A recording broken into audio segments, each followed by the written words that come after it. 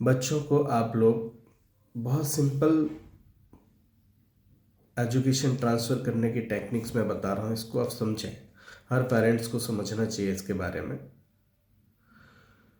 देखिए, जैसे for example social study की मैं बात करूँ तो उसमें 4 पार्ट्स होते हैं: हिस्ट्री, सिविक्स, ज्योग्राफी और इकोनॉमिक्स। हिस्ट्री का मतलब होता है बच्चों को सब्जेक्ट के बारे में समझाओ।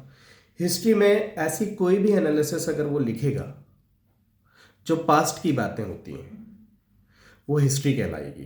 पास्ट, जो पास्ट हो चुकी होती है वो हिस्ट्री कहलाएगा। हिस्ट्री एक ऐसा स्टोरी बुक है जिसमें सिर्फ पास्ट की चीज़ें लिखी जाती है, चाहे वो युद्ध की हो, कोई भी वॉर हो, चाहे वो कोई इन्वेंशन हो जो पास्ट हो जाते हैं, चाहे वो सोशल से रिलेटेड, पॉलिटिक्स के से रिलेटेड, इंडस्ट्रियल रिलेटेड या कोई वॉर रिलेटेड, ये जो भी है जो पास्ट हो जाता है वो हम लोग लिखते हैं, उसे हिस्ट्री कहते हैं। ठीक है।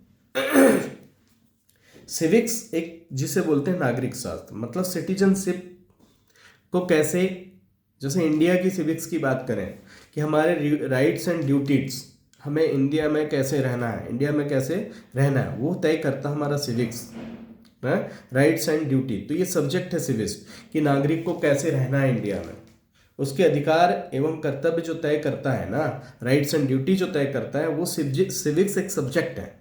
गवर्नमेंट्स कैसे बनता है, गवर्नमेंट्स कैसे चलता है, वो राजनीतिक शास्त्र हो जाएगा।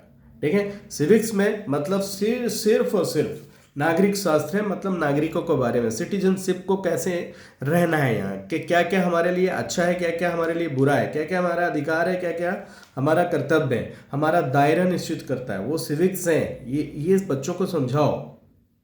ज्योग्राफी का मतलब होता है भूगोल, मतलब हर चीज़ का भौगोलिक स्थिति अलग अलग होता है। हमारे आउटसाइड में, हमारे सराउंडिंग में, आसपास एयर, वाटर, क्लाइमेट और ये सारी चीज़ें जो होती हैं ना, वो एक सिंपल है, वही है भूगोल है, ज्योग्राफी है। उसको रटने की ज़रूरत है बिल्कुल नहीं है, क्योंकि एक रूम का क्लाइमेट अलग हो सकता है, भौगोलिक स्थिति अलग हो सकता है, एक देश का क्लाइमेट अलग हो सकता, भौगोलिक स्थिति और ज्योग्राफी जिसे भौगोलिक स्थिति बोलते हैं अलग हो सकता है, पूरे वर्ल्ड की भौगोलिक स्थिति अलग होता है। अब हर भौगोलिक स्थिति भी अलग अलग प्रकार होते हैं। एक रूम की भौगोलिक स्थिति अलग होती है, एक फॉरेस्ट की भौगोलिक स्थिति अलग हो सकती है, एक समतल लैंड की भौगोलिक स्थिति अलग हो सकता है, एक पूरे देश की भौगोलिक स्थिति अलग हो सकता है। ये बच्चों को समझाओ।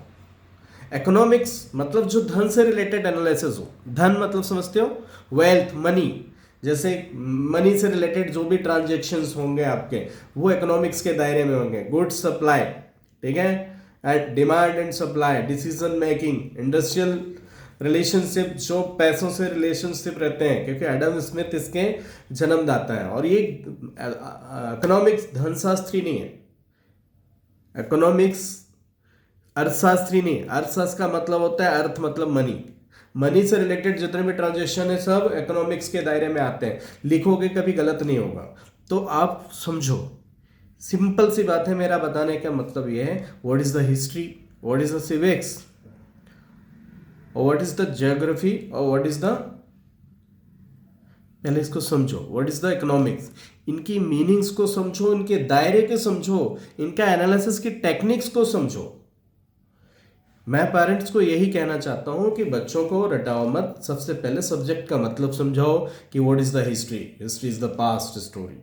अब पास्ट में जो भी लिखेगा कुछ भी हो सकता है, पास्ट का पास्ट स्टोरी, ठीक है। चाहे कम्युनिटीज की पास्ट हो जाए, चाहे पॉलिटिकल पास्ट हो जाए, चाहे कोई युद्ध वॉर पास्ट हो जाए, चाहे कोई युद्ध का पास्ट हो जाए, सिंपल बात बता रहे हैं, कुछ भी होता है वो हिस्ट्री कहलाता है।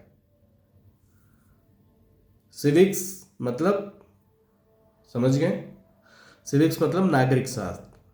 हमें कैसे जीना है, हमें कैसे रहना है, हमारे राइट्स और ड्यूटी क्या है, हमारे अधिकार और कर्तव्य क्या है, उसके बारे में जो एनालिसिस करता है वो अपना नागरिक शास्त्र है।